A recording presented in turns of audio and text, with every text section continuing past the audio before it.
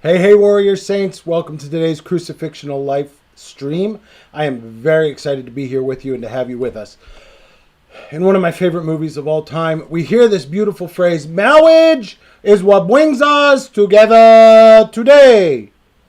It's, of course, from The Princess Bride when they're having the wedding scene. And I'm excited to talk today about marriage because marriage is such a beautiful thing.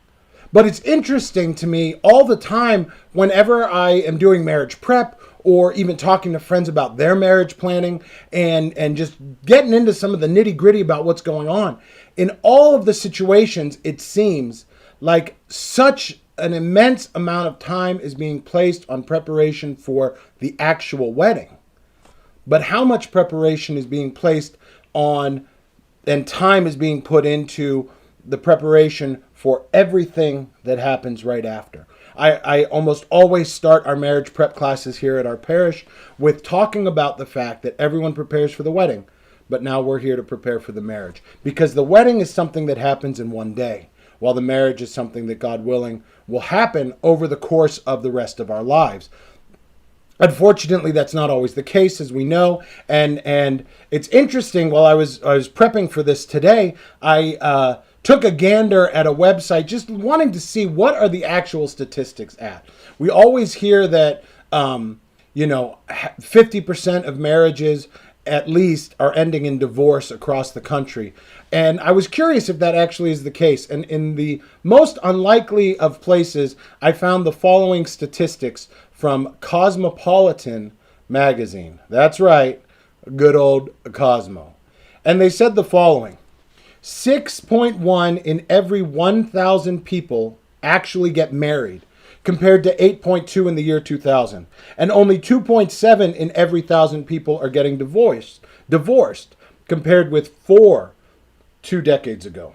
The average age of women going through their first divorce is 40, while the average age of men going through their first divorce is 27.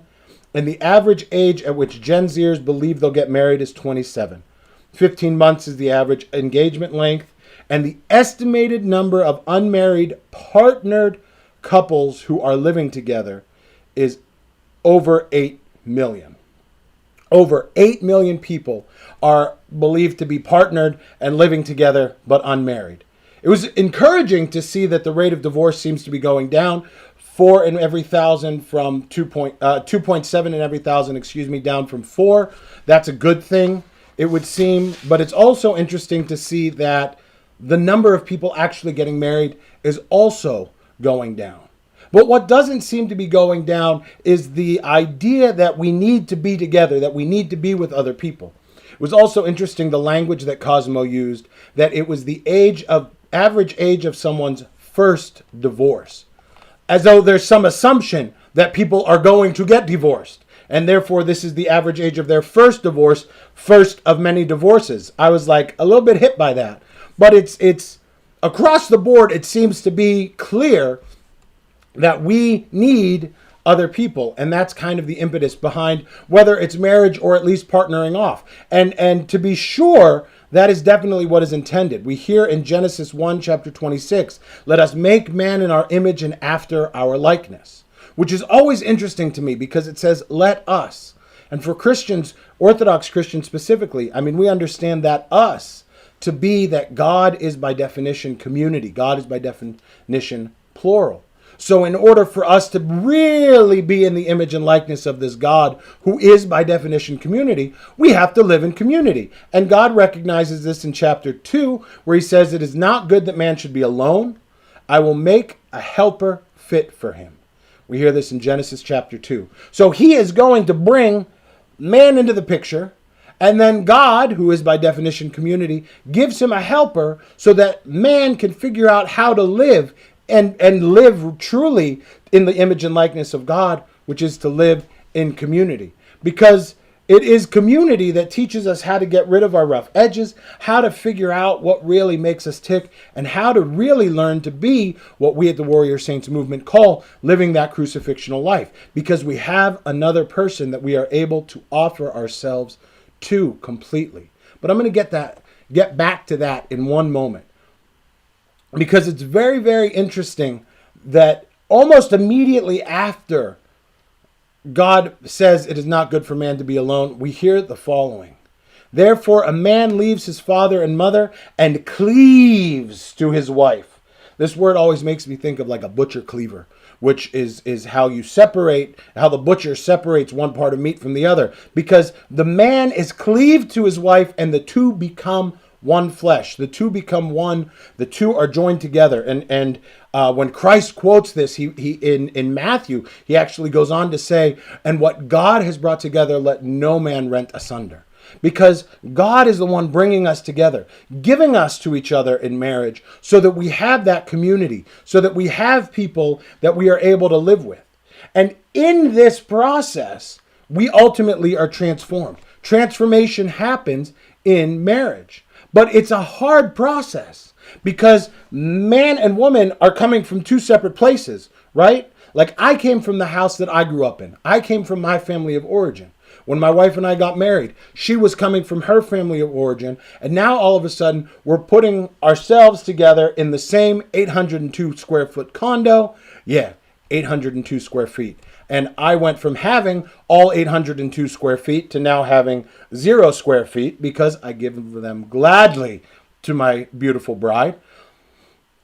But we're coming from two different places and now we're living together and we're figuring out what that process is going to happen. It's going to be rough. It's going to be tough. It's going to take a little time. And ultimately, we are transformed through that process to what the marriage ceremony itself is praying for, that we are in oneness of mind. The marriage service prays for oneness of mind. Doesn't mean that we're going to be mind readers. It's not praying that in this community somehow we're going to know all the time what the other one is thinking. Like you see those memes all the time where it's a man and a woman lying in bed and she says, like, the thought bubble goes over her head and I wonder if he's thinking about other women, and the thought bubble in his mind is talking about what he's going to eat for lunch the next day. Because we don't always understand what the complexities of what each other are thinking. We don't always fully get what is going on in the other person's head, and we always default to thinking the worst. But in this community of marriage, we're striving to be of one mind. St. Paul goes so far as to say in 2 Corinthians, do not be unequally yoked with unbelievers. In other words, when we're going and striving in this process, we want to be equally yoked. We want to be working towards the same goal. Because what partnership has righteousness with lawlessness? They don't go together. It's like lamb and tuna fish. Or what fellowship has light with darkness? Light and dark are automatically at odds with each other. They're opposites. So in the same way, we pray for that oneness of mind for our community so that we are leading ourselves together. We are working together and we are focused going towards the same goal. For us as warrior saints, that goal has only one thing in mind. We are striving to be the best actor in a supporting role in the movie of our own lives. That's right. In marriage, we want to be the best actor in a supporting role in the movie of your own life. That's my goal. That's my wife's goal. We're both striving to do that so that we're always focusing on the other. We're always working towards that with one another. But it is extremely difficult to make this happen. And it is extremely difficult. And we always want to default to easy, which is where the chaos ends up happening within marriage.